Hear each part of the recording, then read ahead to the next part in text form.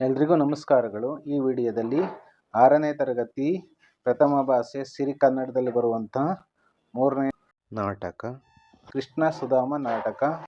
ಈ ಸಂದರ್ಭದಲ್ಲಿ ಪರಮಾತ್ಮನಾದ ಶ್ರೀ ಕೃಷ್ಣನನ್ನು ಧ್ಯಾನಿಸುತ್ತಾ ಅವನಿಗೆ ನಮಸ್ಕರಿಸುತ್ತಾ ಈ ನಾಟಕವನ್ನು ಪ್ರಾರಂಭ ಮಾಡೋಣ. ಇದನ್ನು ಬರೆದವರು VS ಸಿರಹಟ್ಟಿ ಮಠ. ಪ್ರವೇಶಕ್ಕೆ ಬರೋಣ ನಾವು. ಈಗ ಗೆಳೆತನವೆಂಬುದು ಪವಿತ್ರವಾದ ಒಂದು ಸಂಬಂಧ. ಇಲ್ಲಿ ಬಡತನ, ಸಿರಿತನ, ವಿದ್ಯಾವಂತ, ಅವಿದ್ಯಾವಂತ ಇತ್ಯಾದಿಯಾದ ಯಾವುದೇ ಬಗೆಯ ಭೇದ ಭಾವ ಇರುವುದಿಲ್ಲ. ಹುಟ್ಟುತ್ತಾ ಅಣ್ಣ ತಮ್ಮಂದಿರಾಗಿಯೂ ಬೆಳೆಯುತ್ತಾ ದಾಯಾದಿಗಳಾಗಿಯೂ ಬದುಕು ಸಾಗಿಸುವವರು ನಮ್ಮ ನಡುವೆ ಇದ್ದಾರೆ. ಒಂದೇ ತರಗತಿಯಲ್ಲಿ ಕಲಿತ ಬಾಲ ಸ್ನೇಹಿತರು ಸಿರಿತನ, ಬಡತನ ನಿಮಿತ್ತವಾಗಿ ಬೇರ್ಪಡುತ್ತಾರೆ. ನಿಜವಾದ ಗೆಳೆತನದ ಬೆಸುಗೆ ಮುರಿದು ಹೋಗುವಂತಹದ್ದಲ್ಲ ಎಂಬುದನ್ನು ಎತ್ತಿ ತೋರಿಸುವುದು ಪ್ರಸ್ತುತ ಪಾಠದ ಆಶಯವಾಗಿದೆ. ಗೆಳೆಯರೇ, ಪಾಠ ಗೆಳೆತನಕ್ಕೆ, ಫ್ರೆಂಡ್ಶಿಪ್ಗೆ ತುಂಬಾ ಮಹತ್ವವನ್ನು, ಪ್ರಾಮುಖ್ಯತೆಯನ್ನು ಕೊಡುವಂತ ನಾಟಕವಾಗಿದೆ. ಗೆಳೆತನವೆಂಬುದು, ಸ್ನೇಹಿತತನ, ಫ್ರೆಂಡ್ಶಿಪ್ ಅನ್ನೋದು ಪವಿತ್ರವಾದ ಒಂದು ಸಂಬಂಧ. ಅದು ಒಂದು ಪವಿತ್ರವಾದ ಸಂಬಂಧ. ಇವತ್ತಿನ ಕಾಲಘಟ್ಟಗಳಲ್ಲಿ, ಇಂದಿನ ದಿನಗಳಲ್ಲಿ ಗೆಳೆತನ ಮಾಡೋದು ಅವರ ಅನುಕೂಲಕ್ಕೆ ತಕ್ಕಂತೆ ಮಾಡ್ತಾರೆ. ಗೆಳೆಯರಿಂದ ಸಹಾಯವನ್ನ ಪಡೆದುಕೊಂಡಾದ್ಮೇಲೆ ಅವರನ್ನು ಮರ್ತ್ಕೊಳ್ಳೋರೇ ಜಾಸ್ತಿ ಇದ್ದಾರೆ. ಅಂಥದರ ನಡುವೆ ಈ ಕೃಷ್ಣ ಸುಧಾಮ ನಾಟಕ ನಮಗೆ ನೀತಿಯನ್ನ ಬೋಧಿಸ್ತಾ ಇದೆ, ನೈತಿಕ ಮೌಲ್ಯಗಳನ್ನ ಬೋಧಿಸ್ತಾ ಇದೆ. ಇಲ್ಲಿ ಬಡತನ, ಸಿರಿತನ, ವಿದ್ಯಾವಂತ, ಅವಿದ್ಯಾವಂತ ಇತ್ಯಾದಿ ಯಾವುದೇ ಬಗ್ಗೆ ಭೇದ ಭಾವ ಇರುವುದಿಲ್ಲ. ಗೆಳೆತನಕ್ಕೆ ಬಡತನ, ಸಿರಿತನ, ವಿದ್ಯಾವಂತರು, ಅವಿದ್ಯಾವಂತರು ಇತ್ಯಾದಿ ಯಾವುದೇ ಬಗ್ಗೆ ಭೇದ ಭಾವ ಇರುವುದಿಲ್ಲ. ನೀವು ಪುರಾಣದಲ್ಲಿ ಗಮನಿಸಿ, ಕೃಷ್ಣ ಸುಧಾಮ ಗೆಳೆಯರು, ಕರ್ಣ ದುರ್ಯೋಧನರು ಗೆಳೆಯರು, ಹಾಗೂ ಶ್ರೀರಾಮಚಂದ್ರ ಮತ್ತು ಹನುಮರ ಗೆಳೆತನಕ್ಕೆ ಸರಿಸಾಟಿ ಇಲ್ಲ. ನಾವು ಅದನ್ನ ನೋಡ್ತಾ ಇದ್ದೀವಿ. ಬದುಕಿದ್ರೆ, ಗೆಳೆತನ ಮಾಡಿದ್ರೆ, ಫ್ರೆಂಡ್ಶಿಪ್ ಮಾಡಿದ್ರೆ ಶ್ರೀರಾಮಚಂದ್ರ ಮತ್ತು ಹನುಮರ ಹಾಗೆ ಇರಬೇಕು ಅಂತಾರೆ. ಇತ್ತೀಚೆಗೆ ಕನ್ನಡದಲ್ಲಿ ಒಂದು ಸಿನಿಮಾ ಬಂತು, ದಿಗ್ಗಜರು. ಅದರಲ್ಲಿ ಅಂಬರೀಷ್ ಮತ್ತು ವಿಷ್ಣುವರ್ಧನ್ ಅವರ ಗೆಳೆತನಕ್ಕೆ ಸರಿಸಾಟಿ ಇಲ್ಲ. ಕುಚುಕು ಕುಚುಕು ಕುಚುಕು ನಾನು ಚಡ್ಡಿ ದೋಸ್ತ್ ತಗೊಂಡು ಕುಚುಕು ತುಂಬಾ ಜನಪ್ರಿಯವಾದ ಗೀತೆಯೂ ಸಹ ಆಗಿದೆ. ಯಾವುದೇ ಬಗೆಯ ಭೇದ ಭಾವ ಇರುವುದಿಲ್ಲ. ಇಲ್ಲಿ ಯಾವುದೇ ಬಗೆಯ ಭೇದ ಭಾವ, ನಾನು ಬಡವ ನೀನು ಶ್ರೀಮಂತ ಅನ್ನೋದು, ವಿದ್ಯಾವಂತ ಅವನು ಅವಿದ್ಯಾವಂತ ಇತ್ಯಾದಿ ಯಾವುದೇ ಬಗೆಯ ಪಾರ್ಶಿಯಾಲಿಟಿ ಇರುವುದಿಲ್ಲ. ಹುಟ್ಟುತ್ತಾ ಅಣ್ಣ ತಮ್ಮಂದಿರಾಗಿ, ಮಕ್ಕಳು ತಾಯಿ ಗರ್ಭದಿಂದ ಹುಟ್ಟಿ ಆದ್ಮೇಲೆ ಅಣ್ಣ ತಮ್ಮಂದಿರು ಬೆಳೀತಾ ಬೆಳೀತಾ ದಾಯಾದಿಗಳಾಗಿಯೂ ಬದುಕು ಸಾಗಿಸುವರು. ದಾಯಾದಿಗಳು ಅಂದ್ರೆ ಶತ್ರುಗಳಾಗಿಯೂ ಸಹ ಬದುಕೊಂದು ಜೀವನವನ್ನು ಸಾಗಿಸುತ್ತಿರುವುದನ್ನ ನೀವು ನೋಡಬಹುದಾಗಿದೆ. ಇವತ್ತಿನ ಕಾಲದಲ್ಲಿ ದಾಯಾದಿ ಕಲಹ ಜಾಸ್ತಿ ಆಗಿದೆ. ಹಿಂದೆ ಕುರುಕ್ಷೇತ್ರ ಮಹಾಯುದ್ಧ ನಡೆದಿದ್ದು ಸಹ ದಾಯಾದಿ ಕಲಹದಿಂದಾಗಿ. ಕೌರವ ಪಾಂಡವರಲ್ಲಿ ಅಣ್ಣ ತಮ್ಮಂದಿರ ಮತ್ಸರ ಜಾಸ್ತಿ ಇತ್ತು. ಆದ್ರಿಂದಲೇ ದಾಯಾದಿ ಕಲಹದಿಂದ ಕುರುಕ್ಷೇತ್ರ ಮಹಾಯುದ್ಧ ಆಗ್ತದೆ. ದುರ್ಯೋಧನನ ಹಠಮಾರಿತನವೇ ಇದಕ್ಕೆಲ್ಲ ಕಾರಣವಾಗ್ತದೆ. ನಮ್ಮ ನಡುವೆ ಇದ್ದಾರೆ. ಒಂದೇ ತರಗತಿಯಲ್ಲಿ ಕಲಿತ ಬಾಲ್ಯ ಸ್ನೇಹಿತರು ಇದ್ದಾರೆ. ಒಂದೇ ತರಗತಿಯಲ್ಲಿ ಕಲಿತ ಬಾಲ್ಯ ಸ್ನೇಹಿತರು ಸಿರಿತನ, ಬಡತನ ನಿಮಿತ್ತವಾಗಿ ಬೇರ್ಪಡ್ತಾರೆ. ಒಂದೇ ಕ್ಲಾಸಲ್ಲಿ, ಒಂದೇ ಸ್ಕೂಲಲ್ಲಿ, ಒಂದೇ ಶಾಲೆಯಲ್ಲಿ ಕಲ್ತಂತ ಚೈಲ್ಡ್ಹುಡ್ ಫ್ರೆಂಡ್ಸ್ ಇದ್ದಾರೆ. ನೀವು ನೋಡಿದ್ದೀರಲ್ವಾ? ಅವರೆಲ್ಲ ಜಗತ್ತಿನಲ್ಲಿ ಸಿರಿತನ, ಬಡತನ, ಶ್ರೀಮಂತಿಕೆ, ಬಡತನ ನಿಮಿತ್ತವಾಗಿ ಅಂದ್ರೆ ಕಾರಣವಾಗಿ, ನಿಮಿತ್ತ ಅಂದ್ರೆ ಕಾರಣವಾಗಿ ಬೇರ್ಪಡ್ತಾರೆ, ಸಪರೇಟ್ ಆಗ್ತಾರೆ. ಆದ್ರೆ ನಿಜವಾದ ಗೆಳೆತನದ ಬೆಸುಗೆ ಮರಿದು ಹೋಗುವಂತದ್ದಲ್ಲ. ರಿಯಲ್ ಫ್ರೆಂಡ್ಶಿಪ್ ಅನ್ನೋದು ಬೆಸುಗೆ ಅಂದ್ರೆ ಪ್ರೀತಿ, ವಿಶ್ವಾಸ, ಅದು ಮುರಿದು ಹೋಗುವಂತದ್ದಲ್ಲ, ಶಾಶ್ವತವಾದದ್ದು ಎಂಬುದನ್ನು ಎತ್ತಿ ತೋರಿಸುವುದು ಪ್ರಸ್ತುತ ಪಾಠದ ಆಶಯವಾಗಿದೆ, ಪ್ರಸ್ತುತ ನಾಟಕದ ಆಶಯವಾಗಿದೆ. ಇಲ್ಲಿ ದೃಶ್ಯ ಒಂದು ಕೊರೋನಾ ದೃಶ್ಯ ಒಂದು ನೋಡಿ. ಇಲ್ಲಿ ಸುಧಾಮನ ಗುಡಿಸಲು. ರಾತ್ರಿಯ ಸಮಯ. ಸುಧಾಮ ಯೋಚಿಸುತ್ತಾ ಶತಪಥಿಸುತ್ತಿದ್ದಾನೆ. ಆತನ ಮುಖದಲ್ಲಿ ನಿರಾಸೆ ತುಂಬಿದೆ. ಸುಧಾಮನ ನೋಡಿ, ಇಲ್ಲಿ ಸುಧಾಮನ ಗುಡಿಸಲು ಮನೆ. ರಾತ್ರಿ ಸಮಯ ಆಗಿದೆ. ಸುಧಾಮ ಯೋಚನೆ ಮಾಡ್ತಾ ಶತಪಥಿಸುತ್ತಿದ್ದಾನೆ. ಶತಪಥಿಸುಂದ್ರೆ ಆ ಕಡೆ ಈ ಕಡೆ ಸುತ್ತಾಡೋದು, ಆ ಕಡೆ ಈ ಕಡೆ ಚಲಿಸುವುದು. ಆತನ ಮುಖದಲ್ಲಿ ನಿರಾಸೆ ತುಂಬಿದೆ ನೋಡಿ. ಕಾರಣ, ಮನೆಯಲ್ಲಿ ಬಡತನ ಇರುವುದು. ನಾಟಕಕ್ಕೆ ಬರೋಣ. ನಾಟಕ ಸಂಭಾಷಣೆಯ ರೂಪದಲ್ಲಿ ಇದೆ. ಮೊದಲಿಗೆ ಸುಧಾಮ ಪಾತ್ರಧಾರಿಯ ಪರಿಚಯ ಆಗ್ತಿದೆ. ಸ್ವಾಗತ ಅಂದ್ರೆ ತನ್ನ ಮನಸ್ಸಿನಲ್ಲೇ ಹೇಳಿಕೊಳ್ಳುವುದು. ಜೀವನದಲ್ಲಿ ಬರೀ ಕಷ್ಟಗಳೇ ಬರ್ತೀವಿ ಅಲ್ಲ, ಸುಖದ ದಿನಗಳು ಯಾವಾಗ ಬರ್ತಾವೋ ನಿಟ್ಟುಸಿರುಬಿಟ್ಟು ಅದೆಲ್ಲ ದೇವರಿಗೆ ಗೊತ್ತು. ಸುಧಾಮ ನನ್ನ ಮನಸ್ಸಿನಲ್ಲಿ ಹೇಳ್ಕೊತಾ ಇದ್ದಾನೆ. ಈ ಜೀವನದಲ್ಲಿ ಬರೀ ಯಾವಾಗ್ಲೂ ಸಹ ಕಷ್ಟಗಳೇ ಬರ್ತಿವೆ ಅಲ್ಲ, ಬರ್ತಿದ್ದಾವೆ ಅಲ್ಲ, ಸುಖದ ದಿನಗಳು ಯಾವಾಗ ಬರ್ತಾವ ಹಾಗಾದ್ರೆ ಅಂತ ಬಹಳ ಚಿಂತೆಯಿಂದ ನಿಟ್ಟುಸಿರುಬಿಟ್ಟು, ಅದೆಲ್ಲ ಆ ದೇವ್ರಿಗೆ ಗೊತ್ತು, ನನ್ನ ಕಷ್ಟಗಳೆಲ್ಲ ಆ ದೇವ್ರಿಗೆ ಗೊತ್ತಿದೆ, ನನ್ನ ಕಷ್ಟಗಳನ್ನ ಯಾವಾಗ ಆ ದೇವರು ಪರಿಹರಿಸ್ತಾನೋ ಅಂತ ಯೋಚನೆ ಮಾಡ್ತಾ ಇದ್ದಾನೆ. ಬಡತನ ನಮ್ಮ ಬೆನ್ನು ಹತ್ತಿದೆ, ಅದು ನಮ್ಮನ್ನು ಬಿಟ್ಟು ಹೋಗುವುದಿಲ್ಲ. ಸುಧಾಮ್ನ ಹೆಂಡತಿ ಹೇಳ್ತಾ ಇದ್ದಾಳೆ, ಬಡತನ ಅನ್ನೋದು, ಪಾವರ್ಟಿ ಅನ್ನೋದು ನಮ್ಮ ಬೆನ್ನು ಹತ್ತಿದೆ, ನಮ್ಮನ್ನು ಬಿಡದೆ ಕಾಡುತ್ತಿದೆ, ಅದು ನಮ್ಮನ್ನು ಬಿಟ್ಟು ಹೋಗುವುದಿಲ್ಲ. ಅದು ನಮ್ಮನ್ನ ಬಿಟ್ಟು ಹೋಗುವುದಿಲ್ಲ ಅಂದ್ರೆ ಬಡತನ ಎಂದಿಗೂ ಸಹ ನಮ್ಮನ್ನು ಬಿಟ್ಟು ಹೋಗುವುದಿಲ್ಲ. ನಾವು ಯಾವಾಗಲೂ ಸಹ ಬಡವರಾಗಿ ಬಡತನದಿಂದಲೇ ಕಷ್ಟದಿಂದಲೇ ಕಾಲ ಕಳೆಯುವಂತಾಗಿದೆ ಅಂತೇಳಿ ಸುಧಾಮ್ನ ಹೆಂಡತಿ ಹೇಳ್ತಾ ಇದ್ದಾಳೆ. ಸುಧಾಮ, ಬಡತನ ನಮಗಿರಲಿ, ಮನೆ ತುಂಬ ಮಕ್ಕಳಿರಲಿ ಎಂದು ದೇವರಲ್ಲಿ ನೀ ಬೇಡಿಕೊಂಡೆಯೋ ಹೇಗೋ. ತನ್ನ ಹೆಂಡತಿಗೆ ಹೇಳ್ತಾ ಇದ್ದಾನೆ ಸುಧಾಮ, ಬಡತನ ನಮಗಿರ್ಲಿ, ಮನೆ ತುಂಬ ಮಕ್ಕಳಿರ್ಲಿ ಎಂದು ದೇವರಲ್ಲಿ ನೀನು ಪ್ರಾರ್ಥಿಸ್ಕೊಂಡೆಯೇ ಏನೋ, ಬೇಡಿಕೊಂಡೆಯೋ ಹೇಗೋ, ನೀನು ಆ ರೀತಿ ಬೇಡ್ಕೊಂಡೆಯೋ ಹೇಗೋ ಯಾರಿಗೂ ಗೊತ್ತು ಅಂತ ತನ್ನ ಹೆಂಡತಿಗೆ ಸುಧಾಮ ಹೇಳ್ತಾ ಇದ್ದಾನೆ. ಹೆಂಡತಿ, ಮಕ್ಕಳಿರಲಿ ಅಂದಿದ್ದು ನಿಜ, ಆದ್ರೆ ನಾನು ಮಕ್ಕಳಿರಲಿ ಅಂದಿದ್ದು ನಿಜ, ಆದ್ರೆ ಸುಧಾಮನ ಮಗಳ ಪ್ರವೇಶ ಆಗ್ತಿದೆ, ಮಕ್ಕಳ ಪ್ರವೇಶ. ಅಮ್ಮ ಅಮ್ಮ ಹಸಿವಾಗ್ತಿದೆ, ಅಮ್ಮ ಅಮ್ಮ ಅಮ್ಮ ಹಸಿವಾಗ್ತಿದೆ. ಮಗ, ನನಗೂ ಹಸಿವು, ಊಟ ಕೊಡಮ್ಮ. ಸುಧಾಮನ ಮಗ, ನನಗೂ ಹಸಿವು, ತುಂಬಾ ಹೊಟ್ಟೆ ಹಸ್ತಿದೆ, ಊಟ ಕೊಡಮ್ಮ, ಊಟ ಕೊಡಮ್ಮ, ನಾನು ಊಟ ಮಾಡಬೇಕು ಅಂತ ಹೇಳ್ತಾ ಇದ್ದಾನೆ. ಹೆಂಡತಿ ಸುಧಾಮನಿಗೆ ಹೇಳ್ತಾ ಇದ್ದಾಳೆ, ಈಗ ನೋಡಿದ್ರ್ಯಾ, ಮಕ್ಕಳೆಲ್ಲ ಹಸಿವಿನಿಂದ ಕಂಗಾಲಾಗಿವೆ, ಪಾಂಡಿತ್ಯವುಳ್ಳ ನನ್ನ ಗಂಡ ದುಡಿದು ತರ್ತಾರೆಂತ ತಿಳಿದಿದ್ದೆ.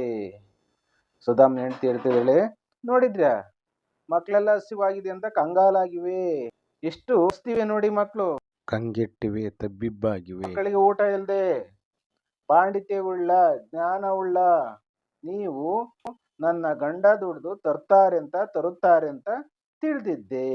ಇಲ್ಲಿ ತರ್ತಾರೆ ಅಂತ ಅಂದ್ರೆ ತರುತ್ತಾರೆ ಅಂತ ತಿಳಿದಿದ್ದೆ ನಾನು ಅಂತೇಳಿ ಸುಧಾಮನ ಹೆಂಡತಿ ಸುಧಾಮನ್ಗೆ ಹೇಳ್ತಾ ಇದ್ದಾಳೆ. ಸುಧಾಮ, ಯಾವುದಕ್ಕೂ ಕಾಲ ಕೂಡಿ ಬರ್ಬೇಕಲ್ಲ, ಯಾವ್ದಕ್ಕಾದ್ರೂ ಸಹ ಕಾಲ, ಸಮಯ, ಸಂದರ್ಭ ಕೂಡಿ ಬರ್ಬೇಕಲ್ವಾ ನಮ್ಮ ಕಷ್ಟಗಳೆಲ್ಲ ಬಗೆಹರಿಯಕ್ಕೆ ಅಂತ ಹೇಳ್ತಾ ಇದ್ದಾನೆ ತನ್ನ ಹೆಂಡತಿಗೆ. ಹೆಂಡತಿ, ಅಂತೂ ಇಂತೂ ನಮಗೆ ಬಡತನವೇ ಗತಿ, ಅಂತೂ ಇಂತೂ ನಮಗೆ ಜೀವನ ಪರ್ಯಂತ ಬಡತನವೇ ಗತಿ. ಬಡತನ ಅಂದ್ರೆ ಮೂಲಭೂತ ಸೌಕರ್ಯಗಳಿಂದ ವಂಚಿತವಾಗಿರುವಂತ ಒಂದು ಕುಟುಂಬ ಜನರು. ಸುಧಾಮ ಹೇಳ್ತಾ ಇದ್ದಾನೆ, ಚಿಂತೆ ಮಾಡಿದರೆ ಏನು ಬಂತು, ಜೀವನದಲ್ಲಿ ಬಂದದ್ದನ್ನು ಅನುಭವಿಸಲೇಬೇಕು, ಅದೇ ಮಾನವ ಧರ್ಮ.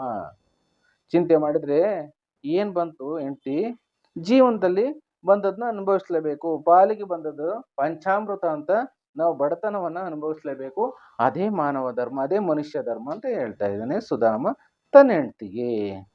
ಹೆಂಡತಿ, ನೀವು ನೀತಿ ಹೇಳುವುದ್ರಲ್ಲಿ ಬಹಳ ಮುಂದು, ನೀವು ನೀತಿ, ಧರ್ಮೋಪದೇಶ, ವಿಚಾರಗಳನ್ನು ಹೇಳುವುದ್ರಲ್ಲಿ ಬಹಳ ಮುಂದಿದ್ದೀರಾ ಅಂತ ಹೇಳ್ತಾ ಇದ್ದಾಳೆ.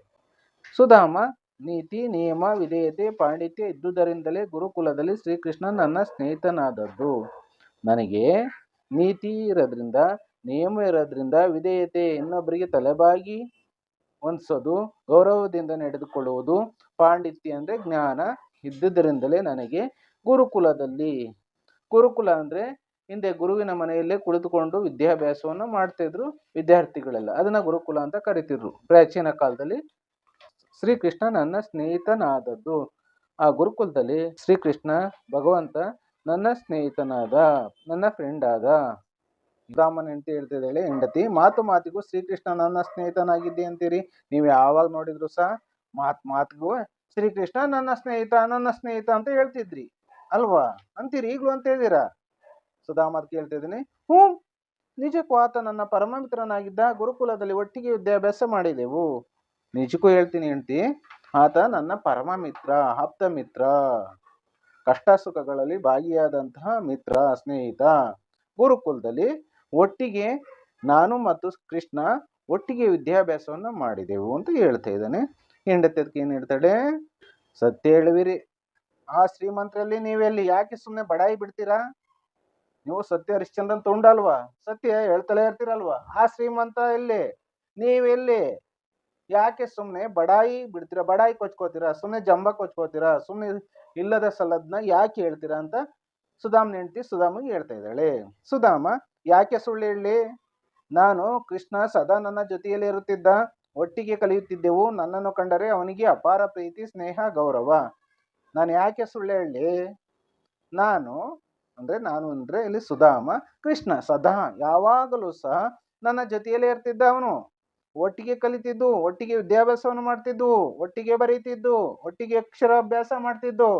ನನ್ನನ್ನು ಕಂಡ್ರೆ ಅವನಿಗೆ ಅಪಾರವಾದ ಪ್ರೀತಿ ಇದೆ, ಸ್ನೇಹ ಇದೆ, ಹಾಗೂ ಗೌರವವೂ ಸಹ ಇದೆ ಅಂತ ಹೇಳ್ತಾ ಇದ್ದಾನೆ. ಹೆಂಡತಿ, ಅಂತ ಶ್ರೀಮಂತ ಸ್ನೇಹಿತನಿದ್ದರು ಇಲ್ಲಿವರೆಗೆ ನೀವು ಏಕೆ ಅವರ ಹತ್ರ ಸಹಾಯ ಕೇಳಲಿಲ್ಲ?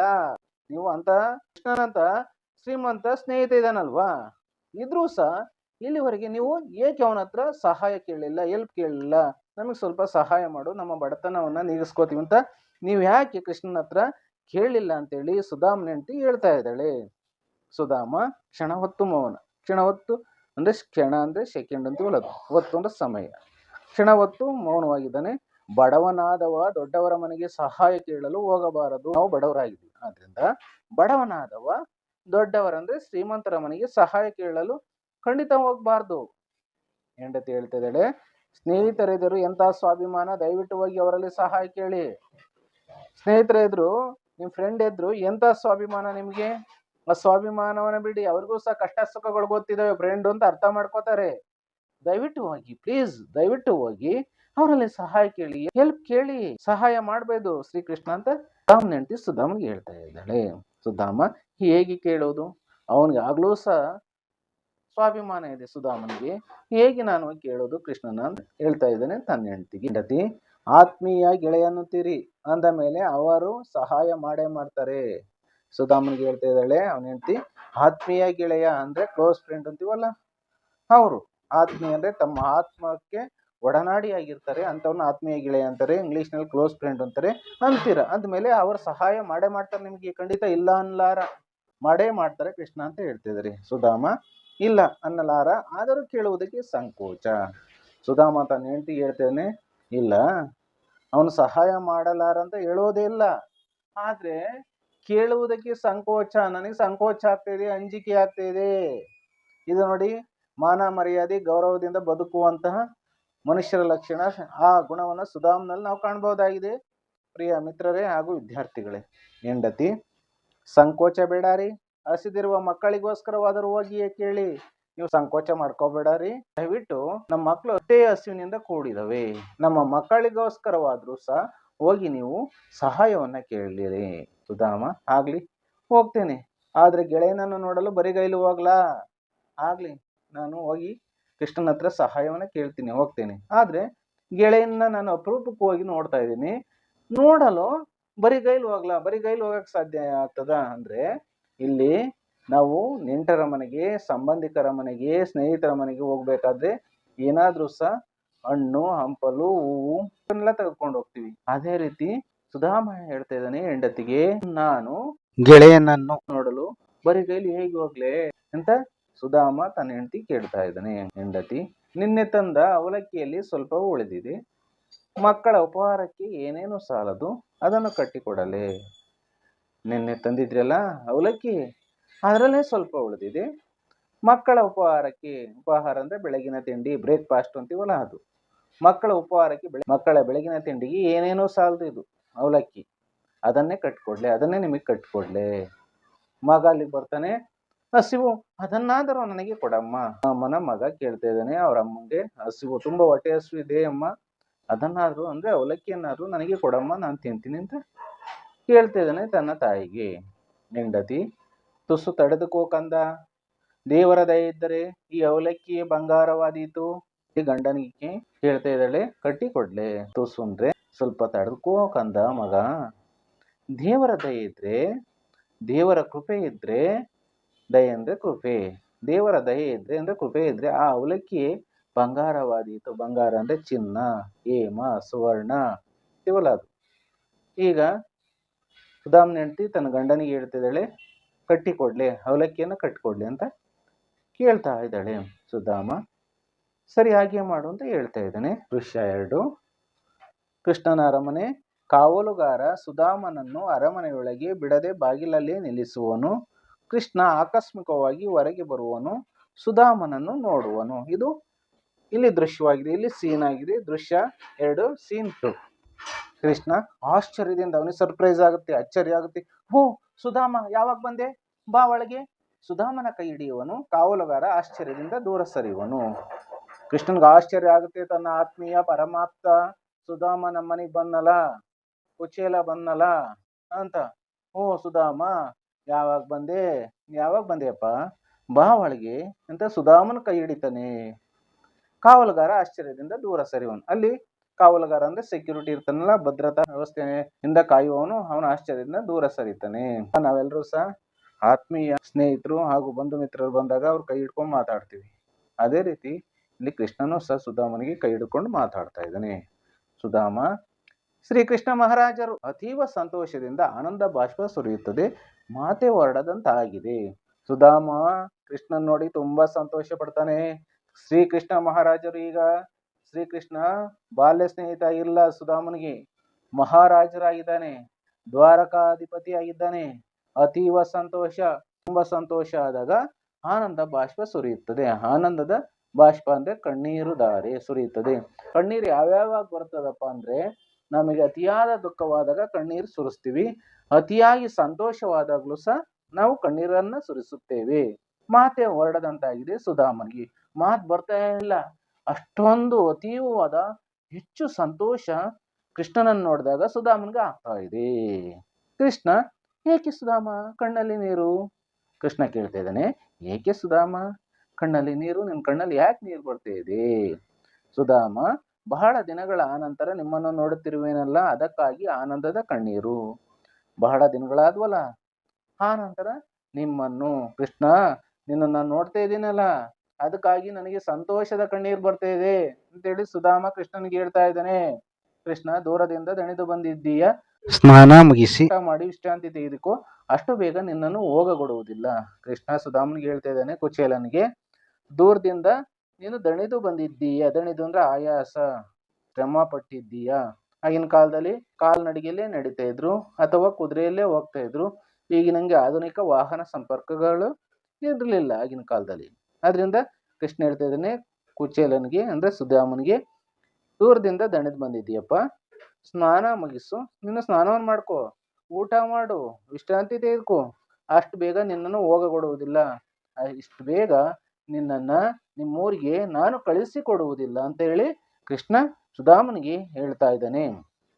ಸುಧಾಮ, ಅಯ್ಯೋ ಅಲ್ಲಿ ಮನೆಯಲ್ಲೇ ಯಾರು ಇಲ್ಲ ಮಕ್ಕಳಿಗೆ. ಸುಧಾಮನಿಗೆ ಚಿಂತೆ ಆಗಿದೆ, ಮನೆಯಲ್ಲಿ ರೇಷನ್ ಇಲ್ಲ, ಆಹಾರ ಇಲ್ಲ, ಮಕ್ಕಳಿಗೆ ಅಡುಗೆ ಬಡಿಸುವುದಕ್ಕಾಗಿ. ಸುಧಾಮನಿಗೆ ಬಹಳ ಮಕ್ಕಳ ಬಗ್ಗೆ ಕಾಳಜಿ ಇದೆ. ಅದರಿಂದ ಅವನ ಮನಸ್ಸಿನಲ್ಲಿ ನೋಡಿ ಎಂತ ದುಗುಡಾಗಿದೆ, ಅಯ್ಯೋ ಅಂತ ದುಃಖದಿಂದ ಅಲ್ಲಿ ಮನೆಯಲ್ಲಿ ಯಾರು ಇಲ್ಲ, ಮಕ್ಕಳಿಗೆ ಏನ್ ಗತಿ ಅಂತ ತುಂಬಾ ಮನಸ್ಸಿಗೆ ನೋವಾಗ್ತಾ ಇದೆ ಸುಧಾಮನಿಗೆ. ಕೃಷ್ಣ, ಸುಮ್ಮನಿರು, ಬಂದ ತಕ್ಷಣ ಹೋಗಬೇಕಿದ್ರೆ ಯಾಕೆ ಬಂದೆ? ಯಾರಲ್ಲಿ? ಸುಧಾಮನಿಗೆ ವಿಶ್ರಾಂತಿ ವ್ಯವಸ್ಥೆ ಮಾಡಿ. ಸುಧಾಮನಿಗೆ ನನಗೂ ತುರ್ತು ಕೆಲಸವಿದೆ, ಅದು ಮುಗಿದ ತಕ್ಷಣ ಬಂದು ಬಿಡುವೆ. ಈಗ ನೀವಾದ್ರೂ ಸಹ ಅಪರೂಪಕ್ಕೆ ನಮ್ಮ ಮನೆಗೆ ಸ್ನೇಹಿತರು ಅಥವಾ ಬಂಧು ಬಾಂಧವರು ಬಂದಾಗ ಅವ್ರು ಆಗ್ಲೇ ಹೋಗ್ತೀನಿ ಅಂದ್ರೆ ನಾವು ಕಳಿಸ್ತೀವ? ಖಂಡಿತ ಕಳಿಸೋದಿಲ್ಲ. ಇಲ್ಲಿ ಕೃಷ್ಣನೂ ಸಹ ಹಾಗೆ ಮಾಡ್ತಾನೆ. ಕೃಷ್ಣ ಹೇಳ್ತಿದ್ದಾನೆ ಸುಧಾಮನಿಗೆ, ಸುಮ್ಮನಿರು, ಬಂದ ತಕ್ಷಣ ಹೋಗ್ಬೇಕಿದ್ರೆ ಯಾಕೆ ಬಂದೆ ಅಂತ ಒಂದು ಸ್ವಲ್ಪ ಗಡ್ಸಾಗಿ ಮಾತಾಡ್ತಾನೆ. ನೀನು ಬಂದ ತಕ್ಷಣ ಹೋಗ್ಬೇಕಿದ್ರೆ ಇಲ್ಲಿಗೆ ನೀನು ಯಾಕೆ ಬಂದೆ? ಯಾರಲ್ಲಿ? ನೋಡಿಲಿ, ಸ್ನೇಹಿತನ ಮನಸ್ಸನ್ನ ಅರ್ಥ ಮಾಡ್ಕೊಂಡಿದ್ದಾನೆ ಆಲ್ರೆಡಿ ಕೃಷ್ಣ. ಯಾರಲ್ಲಿ? ಅವನ್ ಮೊದಲೇ ಮಹಾರಾಜ, ಕೃಷ್ಣ ಮಹಾರಾಜ. ಯಾರಲ್ಲಿ ನೀವು ಬನ್ನಿ ಇಲ್ಲಿ ಬೇಗ. ಸುಧಾಮನಿಗೆ ವಿಶ್ರಾಂತಿ ವ್ಯವಸ್ಥೆ ಮಾಡಿ, ಸುಧಾಮ ರೆಸ್ಟ್ ತಗೊಳೋದಕ್ಕೆ ವ್ಯವಸ್ಥೆಯನ್ನು ಮಾಡಿ ಹೇಳ್ತಾ ಇದ್ದಾನೆ ಕೃಷ್ಣ. ನನಗೂ ತುರ್ತು ಕೆಲಸವಿದೆ, ನನಗೂ ಸಹ ತುರ್ತು ಅಂದ್ರೆ ಅರ್ಜೆಂಟ್, ಎಮರ್ಜೆನ್ಸಿ ಅಂತೀವಲ್ಲ ಅದು, ಬೇಗ ಕೆಲಸವಿದೆ, ಅದು ಮುಗಿದ ತಕ್ಷಣ ಬಂದ್ಬಿಡುವೆ ಸುಧಾಮ ಅಂತ ಹೇಳಿ ಕೃಷ್ಣ ಸುಧಾಮನಿಗೆ ಹೇಳ್ತಾ ಇದ್ದಾನೆ. ದೃಶ್ಯ 3, ಕೃಷ್ಣನ ಅರಮನೆ, ಸುಧಾಮನಿರುವ ಕೋಣೆ ತೆರೆಸರಿದಾಗ. ಅಂದ್ರೆ ಇಲ್ಲಿ ಕೃಷ್ಣನ ಅರಮನೆ ಅಂದ್ರೆ ಪ್ಯಾಲೇಸ್, ಸುಧಾಮನಿರುವ ಕೋಣೆ ಅಂದ್ರೆ ರೂಮು ತೆರೆಸರಿದಾಗ. ಇಲ್ಲಿ ಸುಧಾಮ ಸ್ವಗತ ಹೇಳ್ತಾ ಇದ್ದೀನಿ. ಸ್ವಗತ ಅಂದ್ರೆ ತನ್ನಲ್ಲಿ ತಾನು ಹೇಳ್ಕೊಳೋದು. ಇದು ನಾಟಕಗಳಲ್ಲಿ ಬರುವಂತ ಅಂಶ ಸ್ವಗತ. ಶ್ರೀ ಕೃಷ್ಣನಂತ ಮಿತ್ರನನ್ನು ಪಡೆದ ನಾನೇ ಧನ್ಯನು, ನನ್ನನ್ನು ಮರೆತಿಲ್ಲ. ನಾನು ತಂದ ಅವಲಕ್ಕಿಯನ್ನು ತಾನು ತಿಂದು ಹೆಂಡತಿಗೂ ಪ್ರೀತಿಯಿಂದ ತಿನ್ನಿಸಿದ.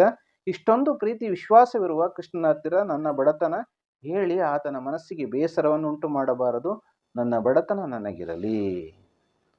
ಸುಧಾಮ ತನ್ನಲ್ಲಿ ತಾನೇ ಹೇಳ್ಕೊತಾ ಇದ್ದಾನೆ. ಸ್ವಗತ ಅಂದರೆ ತನ್ನಲ್ಲಿ ತಾನೇ ಹೇಳ್ಕೊಳೋದು. ಶ್ರೀಕೃಷ್ಣನಂತ ಮಿತ್ರನನ್ನ ಪಡೆದ ನಾನೇ ಧನ್ಯನು, ನಾನೇ ಭಾಗ್ಯಶಾಲಿ. ನನ್ನನ್ನು ಮರ್ತಿಲ್ಲ ಅವನು. ಕೃಷ್ಣ ದ್ವಾರಕೆಯ ಮಹಾರಾಜ ಆಗಿದ್ದಾನೆ. ಅವನು ಇನ್ನೂ ಸಹ ನನ್ನನ್ನು ಮರ್ತಿಲ್ಲ. ಬೇರೆಯವರಾಗಿರು ಮರ್ತು ಬಿಡೋರು. ಈ ಬಡವ ಈ ಪಟ್ಕೋಸ್ ಯಾಕೆ ಬಂದ, ಇವನಿಂದ ಏನ್ ಕೆಲಸ, ಇವನಿಂದ ನನಗೇನು ಉಪಯೋಗ ಅಂತ ಅನ್ನೋರೇ ಜಾಸ್ತಿ ಜನ ಸಮಾಜದಲ್ಲಿ ಇರೋದನ್ನ ನಾವು ಕಾಣ್ಬೋದಾಗಿದೆ. ಆದ್ರೆ ಕೃಷ್ಣ ಆ ರೀತಿ ಮಾಡಲೇ ಇಲ್ಲ. ತಮ್ಮ ಆತ್ಮೀಯತೆಯನ್ನ, ತಮ್ಮ ಮಿತ್ರತ್ವವನ್ನ, ಬಾಲ್ಯದ ಸ್ನೇಹಿತತ್ವವನ್ನ ಮರೆಯಲೇ ಇಲ್ಲ. ನನ್ನನ್ನು ಮರ್ತಿಲ್ಲ. ನಾನು ತಂದ ಅವಲಕ್ಕಿಯನ್ನು ತಾನು ತಿಂದು ಹೆಂಡತಿಗೂ ಪ್ರೀತಿಯಿಂದ ತಿನ್ನಿಸಿದ. ನಾನು ತಂದಂತಹ ಸ್ವಲ್ಪ ಅವಲಕ್ಕಿಯನ್ನು ಸಹ ತಾನು ತಿಂದ ಹೆಂಡತಿ, ಕೃಷ್ಣನ ಹೆಂಡತಿ ರುಕ್ಮಿಣಿಗೂ ಸಹ ಪ್ರೀತಿಯಿಂದ ತಿನ್ನಿಸಿದ. ನನ್ನ ಆತ್ಮೀಯ ಗೆಳೆಯ, ನನ್ನ ಚಡ್ಡಿ ದೋಸ್ತ್ ಪ್ರೀತಿಯಿಂದ ತಂದಿರುವಂತ ಅವಲಕ್ಕಿಯನ್ನು ತಿನ್ನು ರುಕ್ಮಿಣಿ ಬಾ ಅಂತೇಳಿ ತಿನ್ನಿಸ್ತಾ.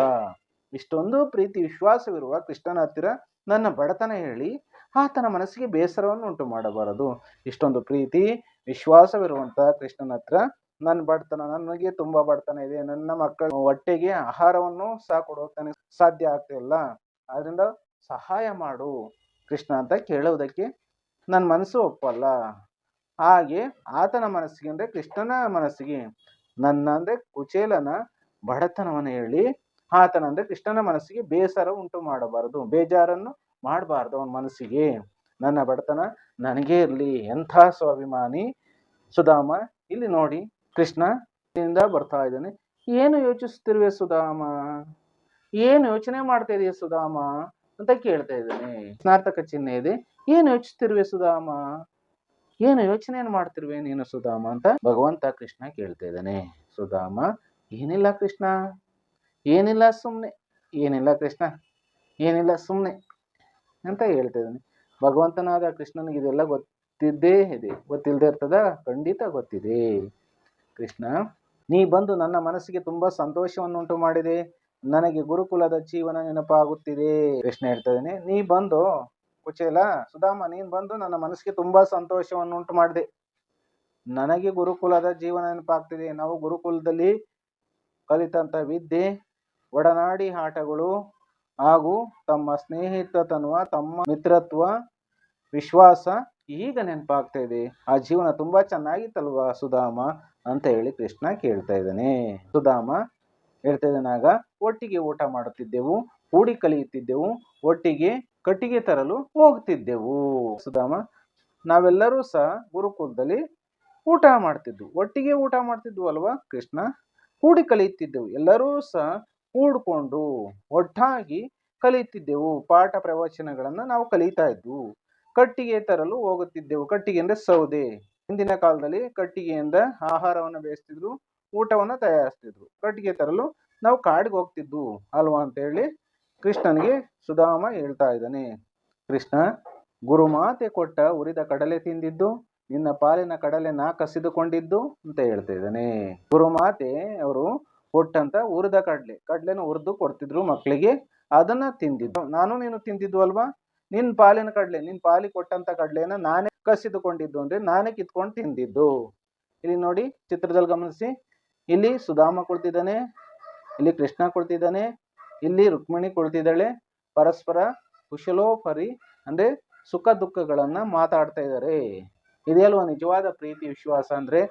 ದ್ವಾರಕೆಯ ಮಹಾರಾಜನಾದ ಭಗವಂತ ಕೃಷ್ಣ ಈ ಬಡವನಾದ ಸಣ್ಣವನಾದ ಸುಧಾಮನನ್ನು ಒಟ್ಟಿಗೆ ಕೂರಿಸಿಕೊಂಡು, ತನ್ನ ಸಮಾನಕ್ಕೆ ಕೂರಿಸಿಕೊಂಡು ಕುಶಲ ಯೋಗಕ್ಷೇಮಗಳನ್ನ ಮಾತಾಡ್ತಾ ಇದ್ದಾರೆ. ಇದು ಎಂಥ ಘಟನೆ ನೋಡಿ, ಎಂಥ ಸನ್ನಿವೇಶ. ಇದೇ ಸ್ನೇಹಿತತ್ವ, ಮಿತ್ರತ್ವ, ಗೆಳೆತನ ಅನ್ನೋದು. ಗೆಳೆತನಕ್ಕೆ ಬಡವ ಶ್ರೀಮಂತ ಅನ್ನ ಭೇದ ಭಾವ ಇರೋದಿಲ್ಲ, ಮೇಲು ಕೀಳು ಇರೋದಿಲ್ಲ, ಅಂತಸ್ತು ಇರೋದಿಲ್ಲ. ಪಾಠದಿಂದ ನಾವು ಕಲಿಬೇಕಾಗಿರುವಂತ ಅಂಶ ಇದೇ ಆಗಿದೆ. ಪ್ರೀತಿಯ ಸ್ನೇಹಿತರೆ ಹಾಗೂ ಮಕ್ಕಳೇ, ಸುಧಾಮ ತಡವರಿಸುತ್ತಾ ಹಸಿವು, ಬಡತನ ಏನೋ ನೆನಪು ಮಾಡಿಕೊಳ್ಳಲು ಯತ್ನಿಸಿ ಮೌನಿಯಾಗುವನು. ಸುಧಾಮನಿಗೆ ನೋಡಿ ಇನ್ನೂ ಚಿಂತೆ ಹೋಗಿಲ್ಲ, ತಡವರಿಸ್ತಾ ಇದ್ದಾನೆ. ಮಾತಾಡಕ್ಕೆ ಅವನಿಗೆ ಮಾತೆಲ್ಲಿದೆ?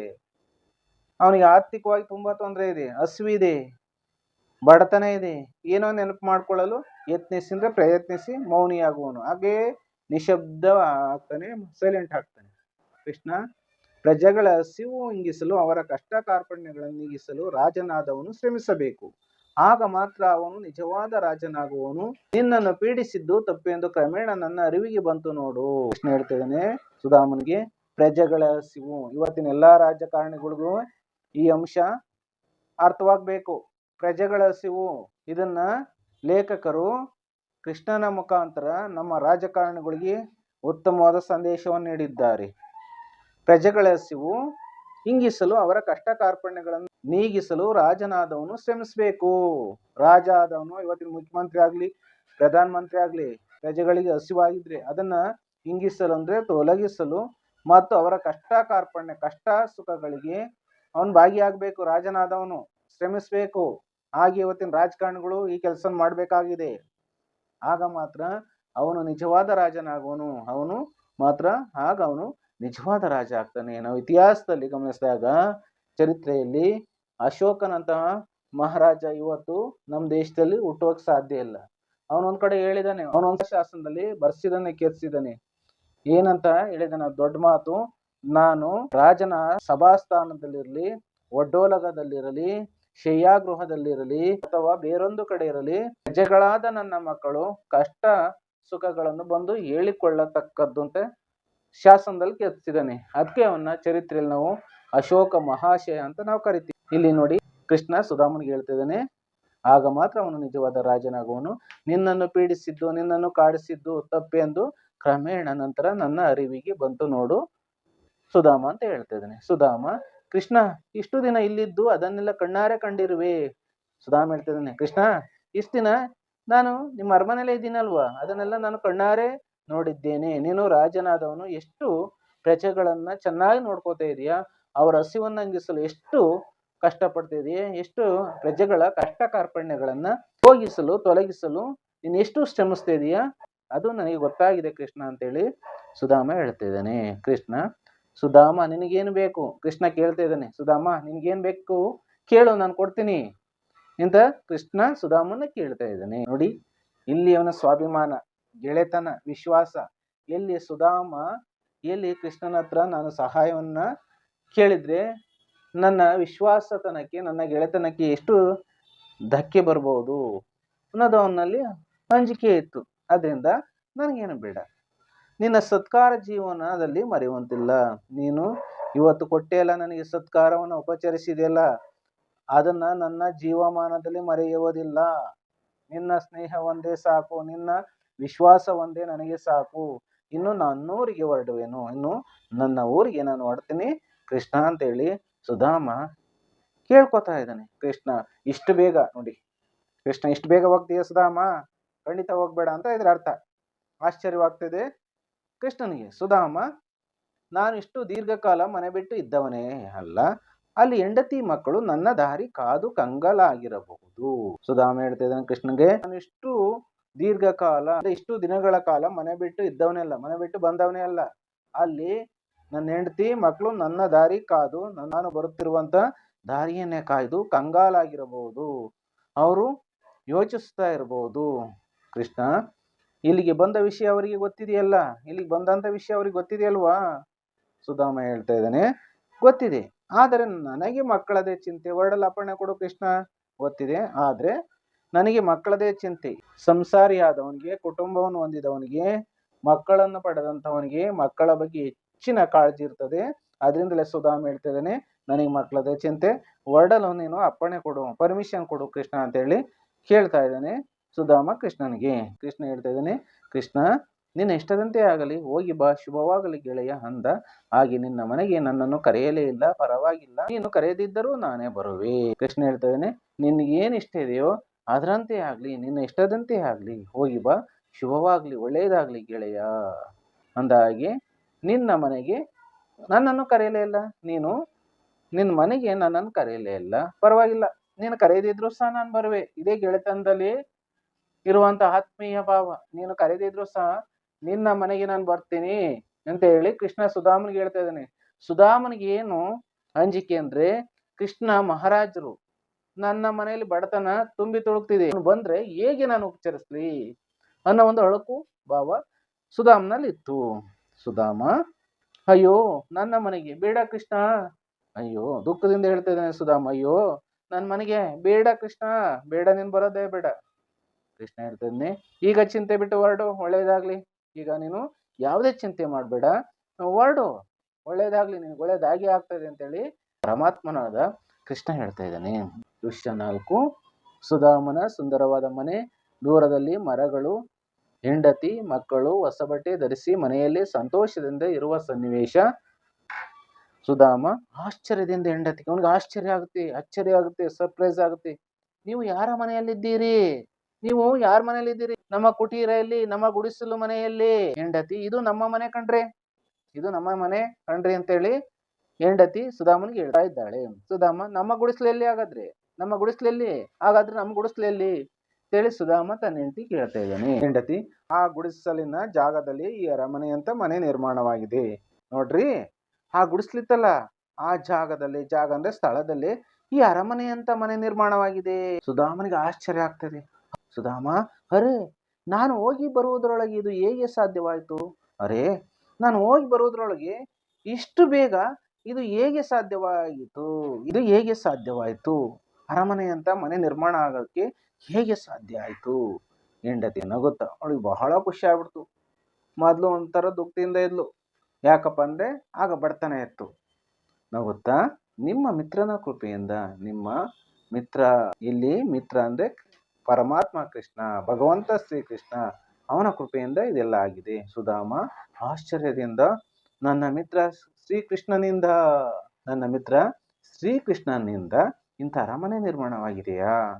ಹೆಂಡತಿ, ಹೌದು, ಆ ಮಹಾರಾಯ ಶ್ರೀಕೃಷ್ಣನಿಂದಲೇ. ಹೌದು ರೀ, ಆ ಮಹಾರಾಯ ಶ್ರೀಕೃಷ್ಣ ಇದಾರಲ್ಲ, ಅವರಿಂದಲೆಯಾ? ಸುಧಾಮ, ನಾನು ಅವನಿಗೆ ಸಹಾಯ ಮಾಡು ಎಂದು ಕೇಳಿಯೇ ಇಲ್ಲ.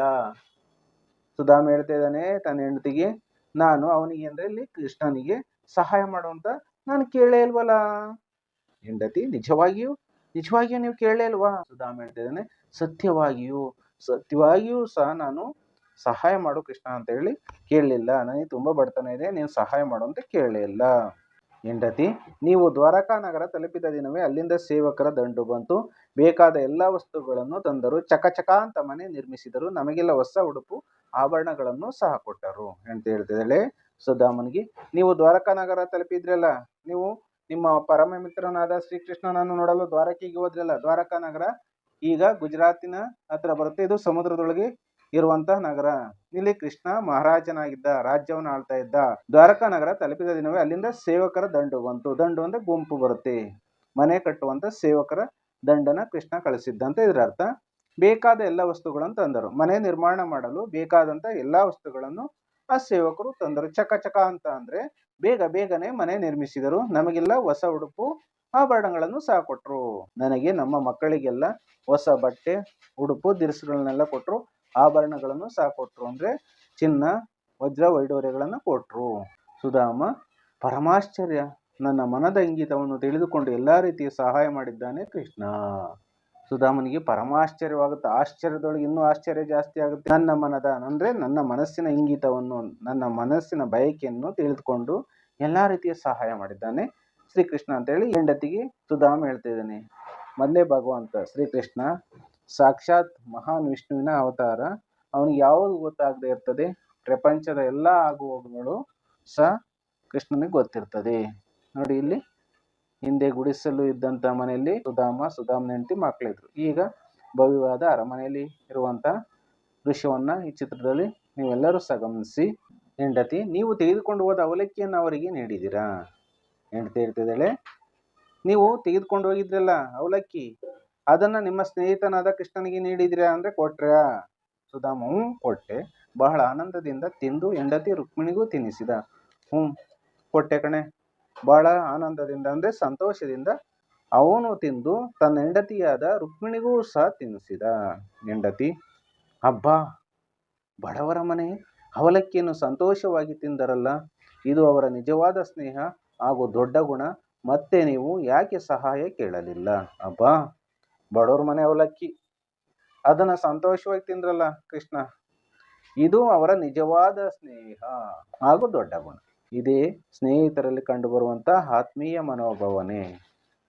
ಮತ್ತೆ ನೀವು ಯಾಕೆ ಕೃಷ್ಣನ ಹತ್ರ ಸಹಾಯ ಕೇಳಲಿಲ್ಲ ಅಂತ ಹೆಂಡತಿ ಸುಧಾಮನಿಗೆ ಹೇಳ್ತಾ ಇದ್ದಾಳೆ. ಸುಧಾಮ, ಆತ ಸತ್ಕಾರ ಮಾಡಿದ್ದು ನೋಡಿ ನನ್ನ ಮನಸ್ಸು ನಾಚಿ ಕುಗ್ಗಿ ಹೋಯಿತು, ಮತ್ತೆ ಏನನ್ನೂ ಕೇಳಲು ಮನಸ್ಸಾಗ್ಲಿಲ್ಲ.